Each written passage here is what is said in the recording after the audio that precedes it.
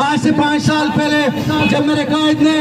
ناموس رسالت پہ ایک جماعت بنائی اور حضور کے دین کی سربلندی کے لیے جب دھرنا دیا، جب لانگ مارچ کی، تو سب سے پہلے یہی حکومتیں جو اپنے آپ کو مسلمان کہہ لینے والی یہی ہمارے خلاف اٹھی۔ اس وقت فرانس کو جواب دے دیا ہوتا، حکومتی سطح پہ اس کو جواب دے دیا ہوتا۔ آج یہ وقت نہ آتا کہ سویڈن حکومتی سطح پہ عید والے دن، عید الاضحیٰ والے دن قرآن کو جلائے اور اس پہ پورے اسلامی ممالک 57 اسلامی ممالک کو میرے قائد محترم نے ممالک نہیں کہا، انہوں نے کہا 57 اسلامک مردے، 57 اسلامک مردے دیکھتے رہے، باوجود اس کے کہ ان کے پاس ایٹم بم تھا، باوجود اس کے پاس 1.5 ارب آبادی تھی، باوجود دنیا کی ہر طرح کا ان کے پاس اسلحہ تھا، لیکن انہوں نے حضور کی ناموس پہ، حضور کے قرآن پہ، اللہ کی دی ہوئی کتاب پہ پیرا نہیں دیا، اس کی حفاظت نہیں کی۔ میں آپ سب کی دعا